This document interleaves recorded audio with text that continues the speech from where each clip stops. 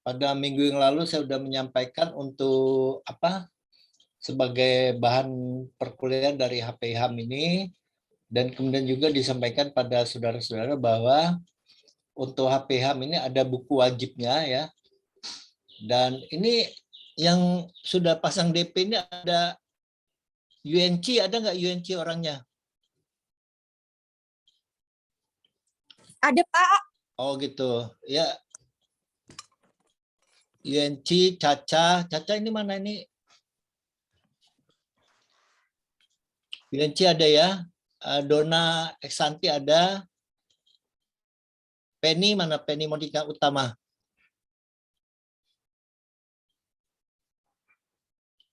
Penny, Caca. Caca ini baru masuk aja join tapi belum ada orangnya. Intinya adalah saya menyampaikan bahwa untuk perkuliahan HP dan HAM ini wajib untuk punya buku ya. Bukunya nanti hubungi saja melalui Bill Clinton biar Bill Clinton itu ke Rohim. Itu bukunya mengenai HP dan HAM. Nanti bisa dihubungi ke Rohim. Udah itu mulai minggu depan itu akan ada tugas-tugas yang harus mengambil dari buku tersebut karena dia berupa resume dan meresume nanti ada bagian-bagian atau bab dari buku tersebut. Yang pertama. Yang kedua adalah untuk perkuliahan ini menggunakan Zoom dan kemudian juga untuk absen dan tugasnya pakai P-Class ya.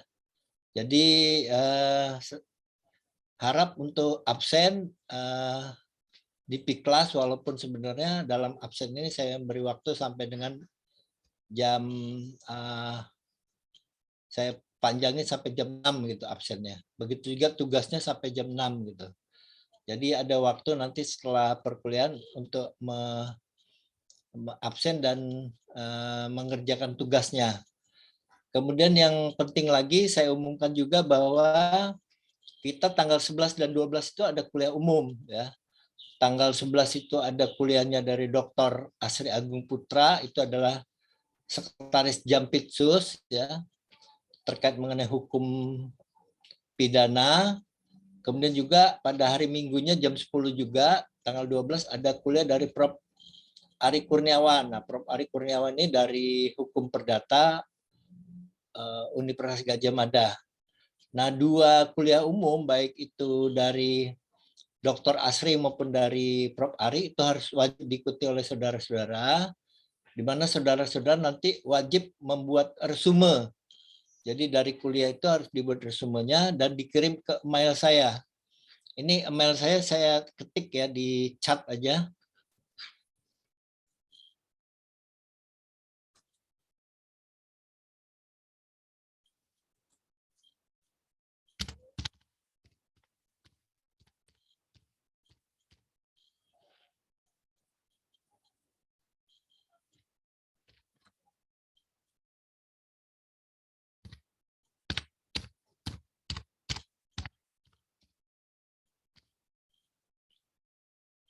Jadi dicatat email saya adalah ediripai63@gmail.com ya. Jadi nanti untuk tugasnya dikirim ke email,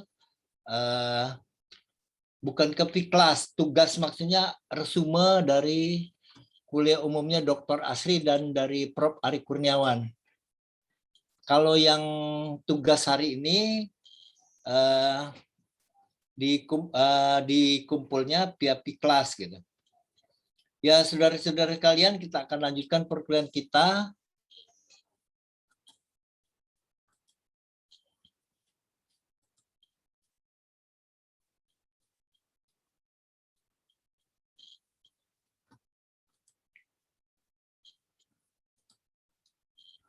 Jadi perkuliahan kita pada hari ini adalah melanjutkan kuliah kemarin. Nah, di sini kita membahas mengenai sejarah dan perkembangan dari hukum pidana internasional ya.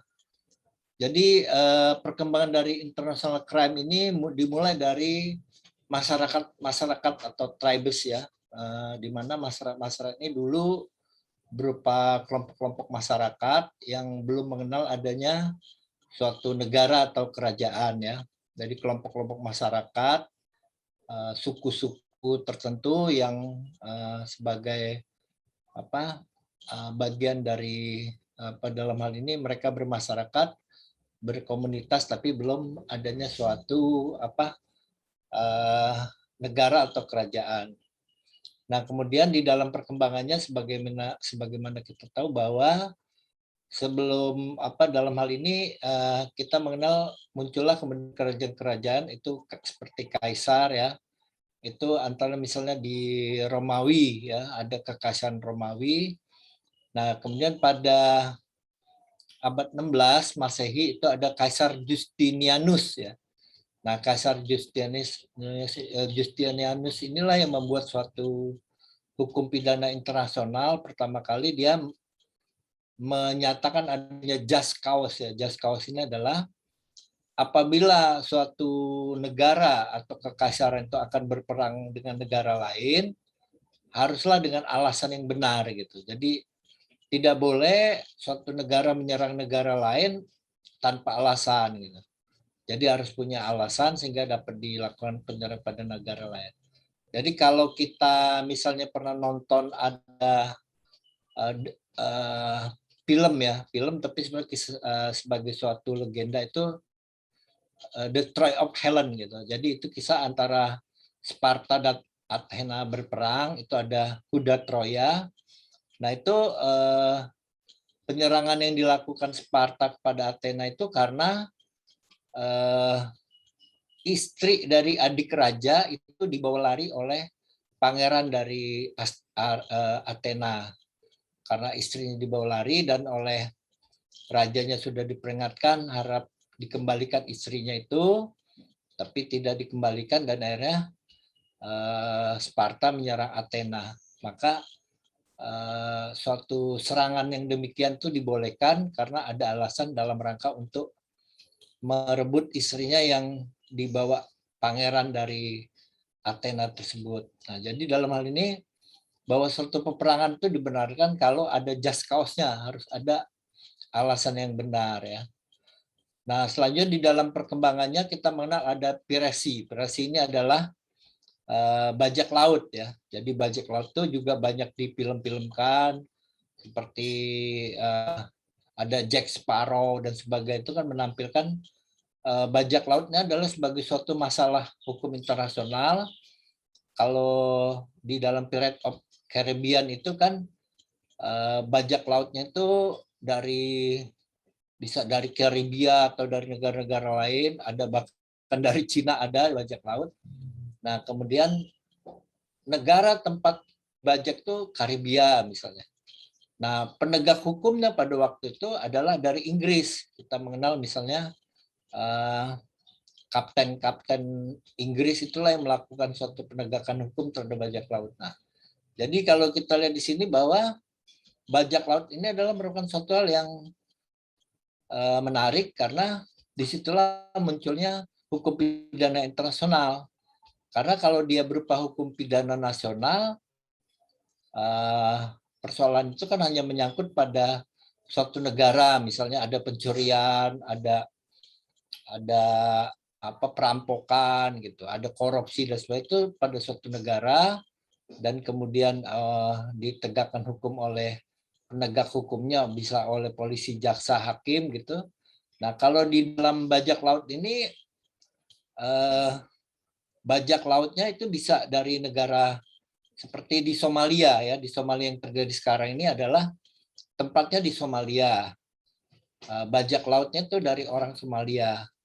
Tapi korbannya itu ada dari Jepang, dari Indonesia pernah kita ada kapal kita yang dibajak di Somalia. Nah, penegak hukumnya itu Amerika, Inggris gitu. Nah, jadi kan di situ kita melihat bahwa ini persoalan yang tidak hanya menyangkut satu negara, tapi juga adanya beberapa negara-negara lain.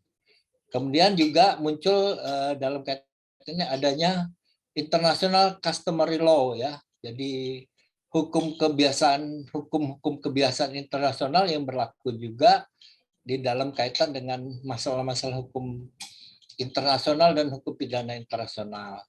Nah itu nanti akan sangat banyak contoh-contohnya di mana bahwa di dalam kaitan dengan hukum internasional itu juga berlaku di dalam hukum pidana internasional terkait dengan hukum-hukum kebiasaannya. Dan yang menarik lagi kemudian muncullah imperialisme ya. Imperialisme ini bisa juga berupa kolonialisme ya.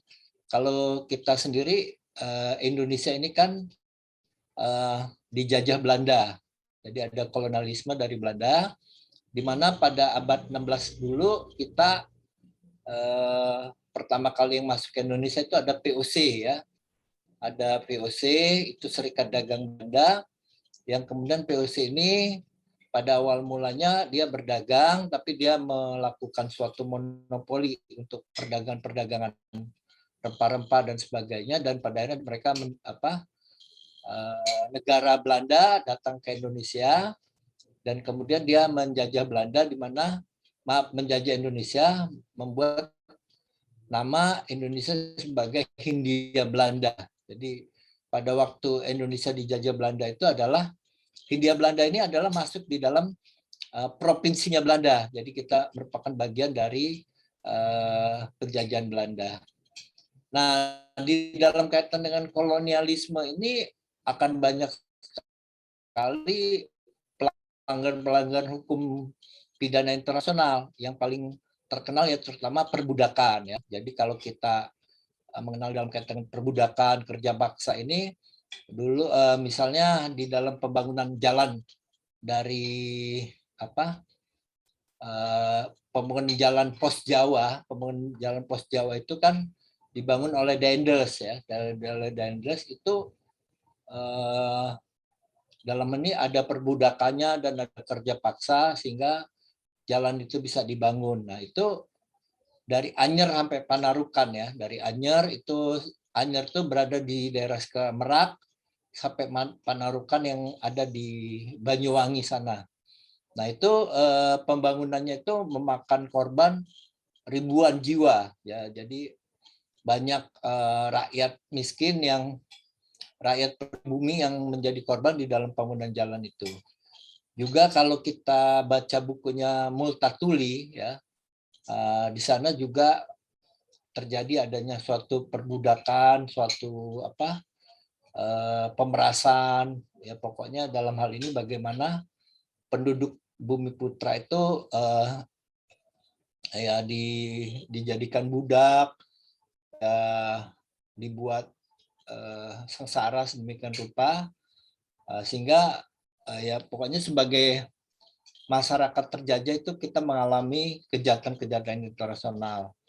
Belum lagi itu kalau di dalam buku-buku sejarah itu misal juga kita bisa nonton filmnya itu ada Bumi Manusia, itu adalah oleh Pramudia Anantatur juga menampilkan bagaimana pribumi itu dijadikan budak dan pada akhirnya kemudian mengalami pelecehan, penyiksaan, hukuman dan sebagainya yang mana pada waktu itu kita menderita. Nah, belum lagi kalau kita baca dari beberapa buku-buku, misalnya peristiwa yang terjadi misalnya dari beberapa perang ya. Ada perang Aceh, perang di Padang, perang di Medan gitu, yang menimbulkan pahlawan-pahlawan ya, seperti Sisingamangaraja. Kalau Aceh itu ada Tengku Umar, ada Cut Nyadin, terus sampai juga perang di Jakarta ya dulu namanya Batavia, perang di Ponorogo. Nah itu semua adalah di mana banyak kita menjadi korban dari tindakan-tindakan dari penjajah tersebut ya.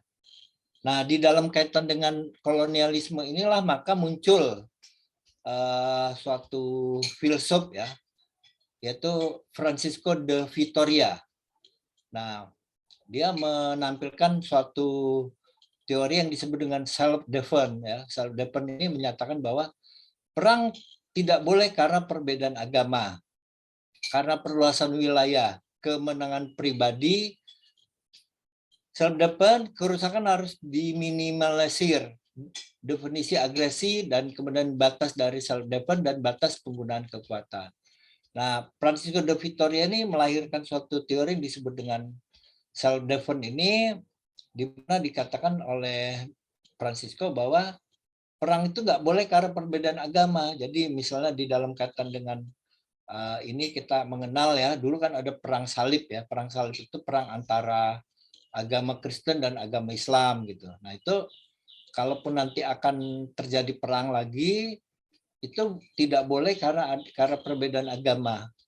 Nah, padahal di dalam kenyataan dengan sekarang kalau kita lihat ini yang baru terjadi misalnya di Afghanistan itu kan itu adalah kelompok Taliban. Nah, kelompok Taliban ini adalah merupakan kelompok dari masyarakat yang beragama Islam itu menyerang penjajahnya dalam hal ini Amerika yang umumnya beragama Kristen. Jadi sampai dengan sekarang ya namanya perang banyak terjadi antara karena perbedaan agama itu. Begitu juga di antara Israel dan Palestina. Ya sebenarnya Israel dan Palestina itu Israel itu agama Yahudi. Tapi di Palestina sendiri jangan melihat bahwa Palestina itu isinya orang Islam. Karena di Palestina itu banyak juga orang Kristennya, Katolik dan sebagainya. Jadi sebenarnya kalau kita bicara Israel Palestina itu bukan karena agama, tapi adalah sebagai perebutan wilayah.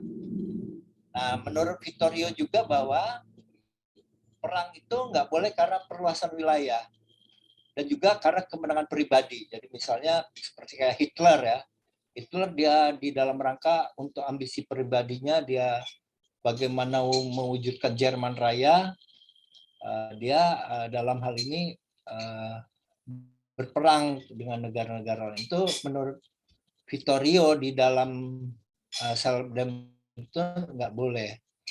Kemudian juga kerusakan harus diminimalisir. Jadi artinya bagaimana di dalam perang itu jangan sampai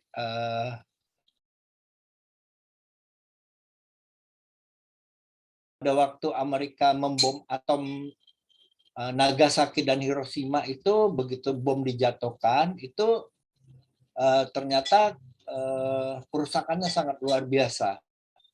Jadi baik itu membunuh penduduk dan kemudian juga kota-kota yang ada itu menjadi hancur. Nah itu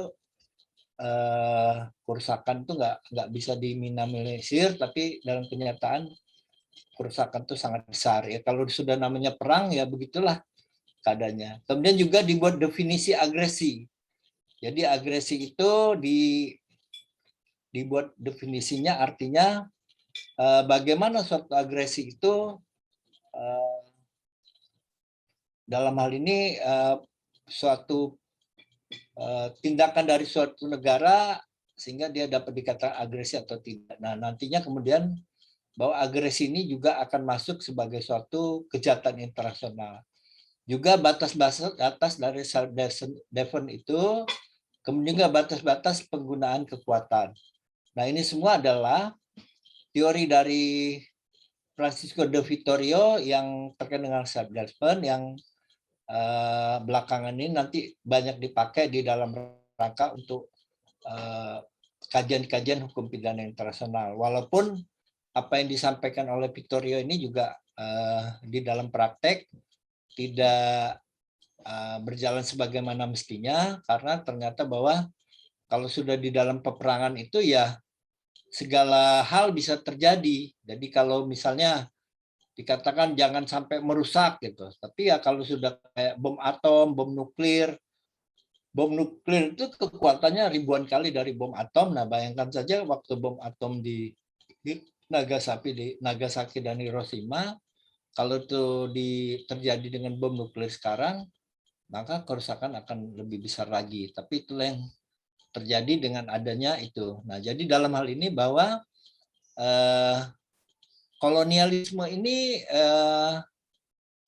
memang diharapkan tidak menimbulkan adanya suatu kejahatan ya, di mana dilakukan oleh mereka-mereka yang tadi tidak boleh di dalam rangka karena agama gitu. Sehingga misalnya seperti Belanda itu di dalam dia melakukan kolonialisasi itu adalah lebih karena kepada motif ekonomi semata gitu. Jadi Belanda tidak melakukan suatu misalnya melakukan deislamisasi atau melakukan kristenisasi atau apa, itu tidak dilakukan karena berdasarkan prinsip Vittorio ini bahwa itu tidak boleh. Dan kemudian juga di dalam teori-teorinya kan walaupun dia melakukan penjajahan itu dia tidak boleh melakukan pembunuhan dan sebagainya. Nah, makanya kalau kita lihat bahwa seperti Pangeran Diponegoro, Cut Nyak atau apa Tengku Umar itu mereka waktu ditangkap itu nggak dibunuh, tapi dipenjara, diasingkan di suatu tempat, termasuk juga Soekarno, Hatta dan sebagainya tuh seperti itu. Dan kemudian pada waktu Indonesia merdeka mereka seperti Soekarno kembali lagi ke Indonesia. Tapi bukan berarti tidak ada pembunuhan-pembunuhan, karena dalam praktek banyak juga seperti Suryadi ya, komandan peta Indonesia itu hilang sampai sekarang nggak ditemukan. Nah, bisa jadi bahwa Suryadi itu dibunuh gitu ya, nggak tahu. Jadi ada hal-hal di mana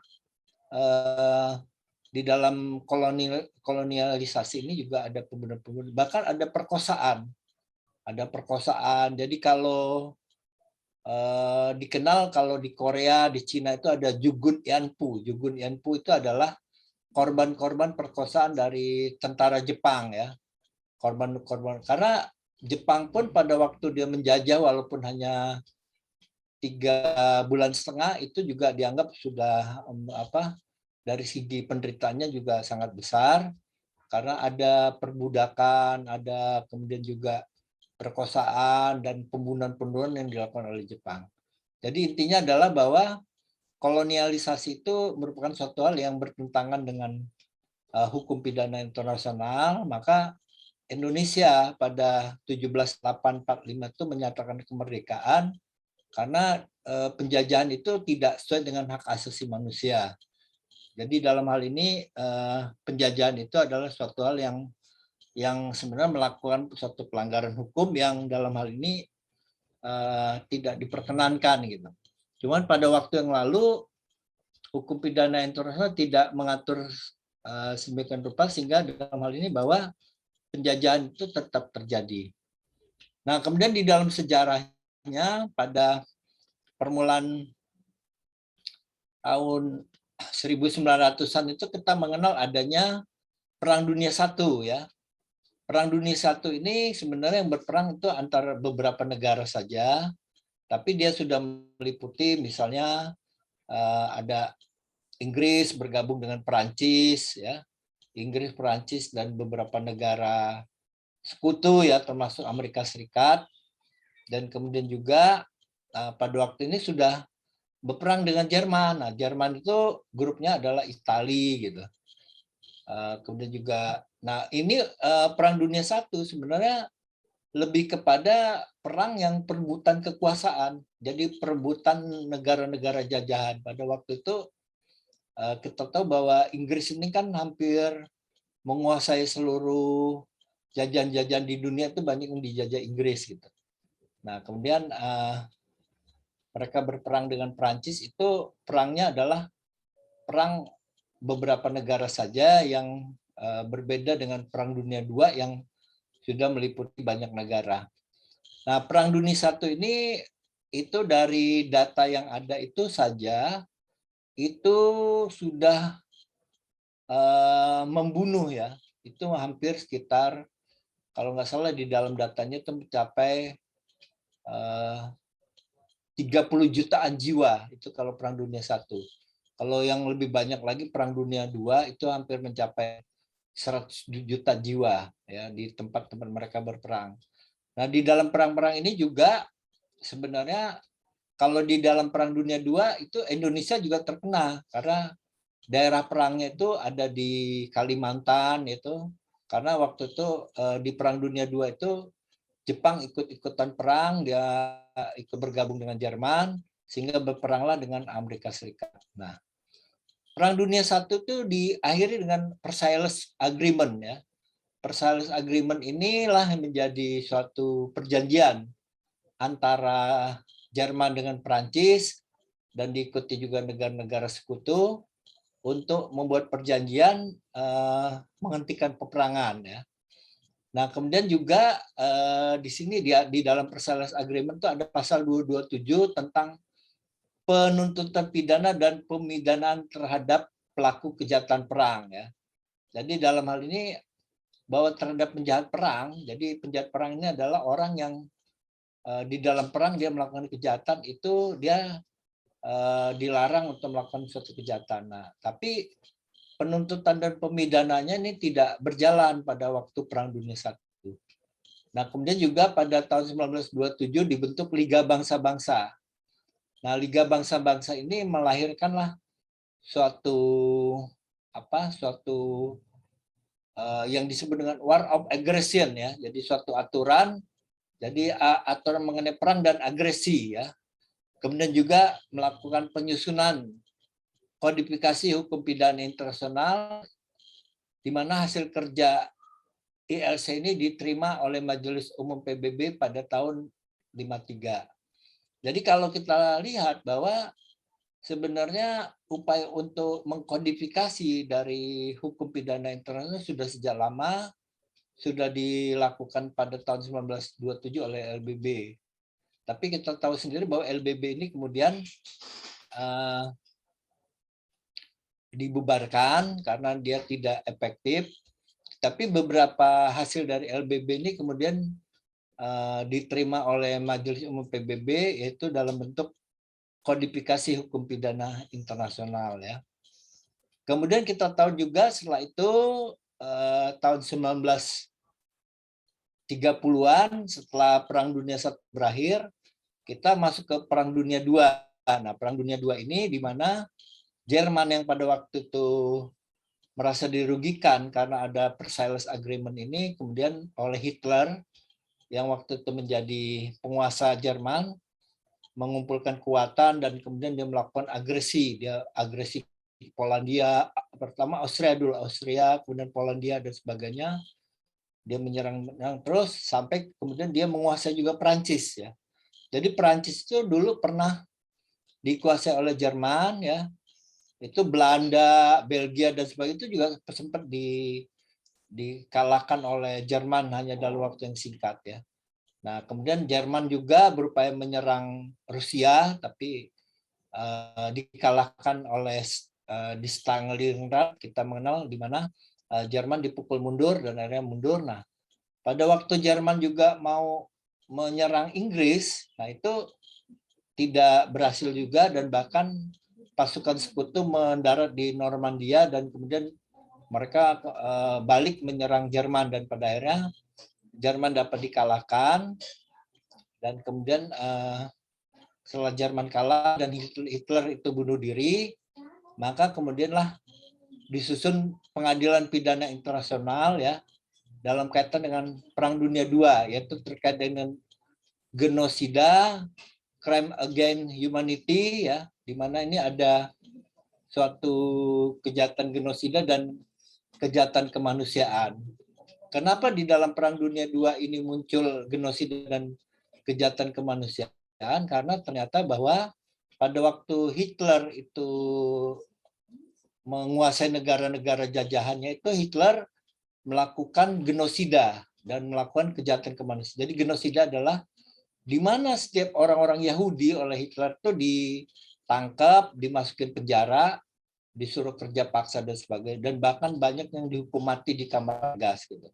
Jadi Hitler itu sangat benci dengan orang Yahudi dan setiap orang Yahudi itu ya banyak akhirnya terbunuh walaupun hidup tapi dalam kondisi kelaparan gitu. Kemudian juga dalam ini selain genosida adalah kejahatan kemanusiaan. Di dalam genosida ini adalah kejahatan-kejahatan yang ditujukan kepada suku, bangsa, ras gitu. Jadi dia misalnya dalam ini waktu Hitler itu ditujukan pada Yahudi, maka lahirlah genosida terhadap Yahudi gitu.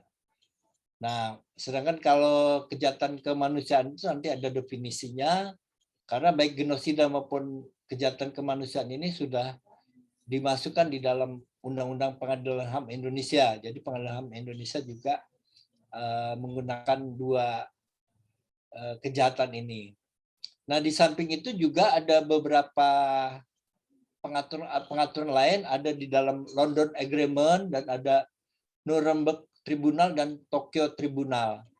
Jadi sebagaimana kita tahu bahwa untuk mengadili penjahat-penjahat perang itu sekutu itu membuat Tribunal Nuremberg di Jerman ya. Kemudian juga Tribunal Tokyo di Jepang. Nah, dua tribunal ini dibuat untuk mengadili penjahat-penjahat perang. Kalau di Nuremberg itu penjahat perangnya adalah orang Jerman, kalau di Tokyo penjahat perangnya adalah orang Jepang.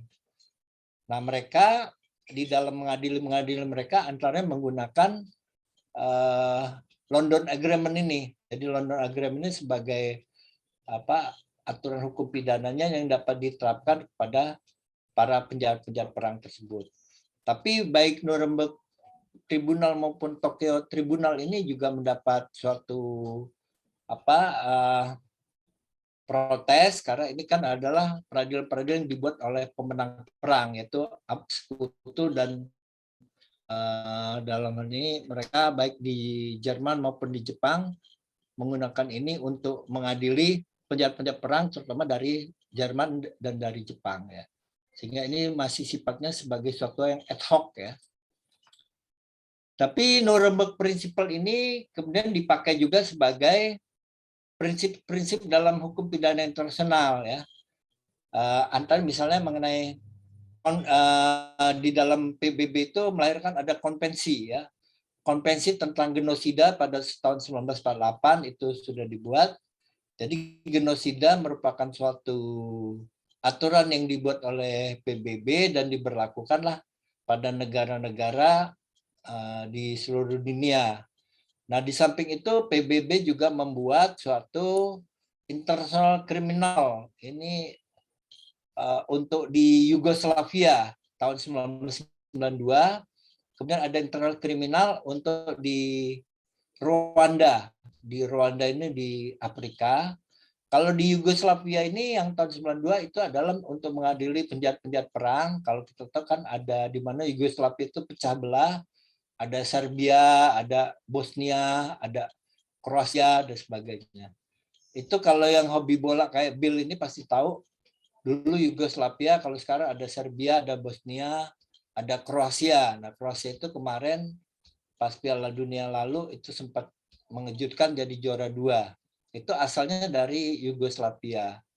Ini adalah di dalam peperangannya itu adalah di mana mereka mengadili penjahat-penjahat perang yang mana dikatakan sebagai penjahat perang ketika tentara itu melakukan pembunuhan-pembunuhan terhadap penduduk sipil. Nah, itu merupakan suatu hal yang dilarang. Jadi kalau tentara perang membunuh tentara itu nggak apa-apa. Tapi kalau begitu tentara membunuh penduduk sipil itu adalah kejahatan sebagai HPI ya, hukum pidana internasional sebagai kejahatan ya.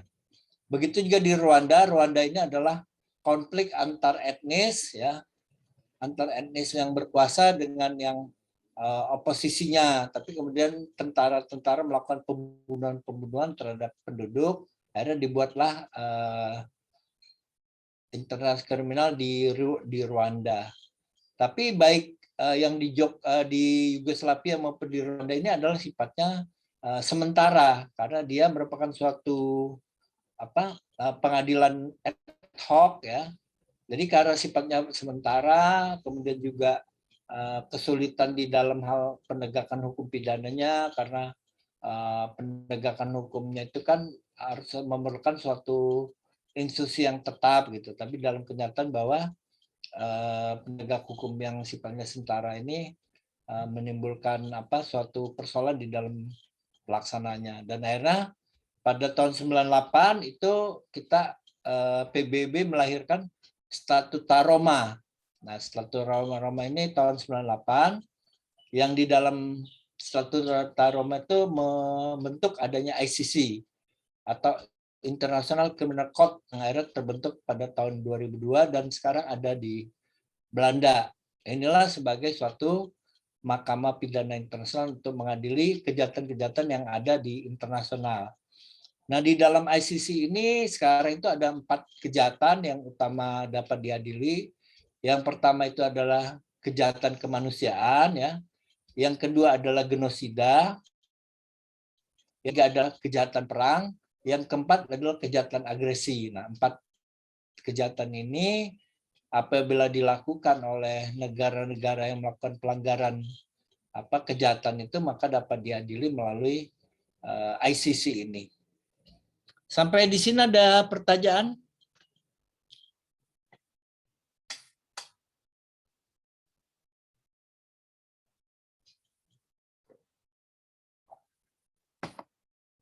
Belum ada Pak. Kalau ICC ini International Criminal Court ya Pak? Ya, ICC adalah International Criminal Court, atau dalam bahasa Indonesia adalah Mahkamah Pidana Internasional.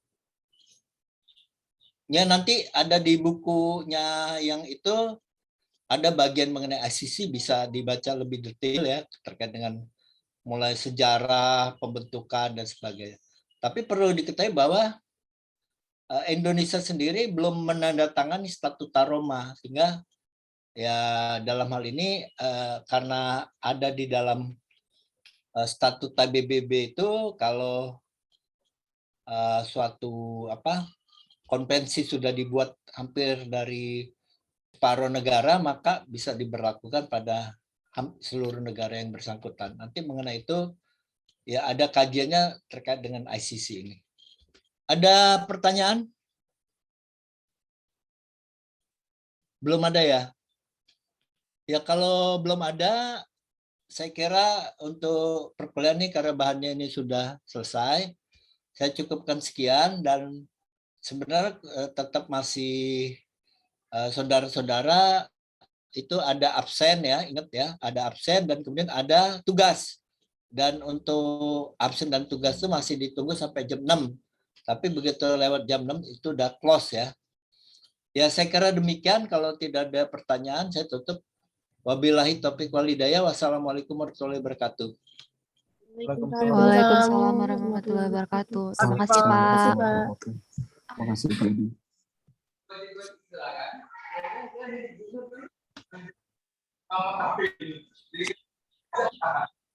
Edi.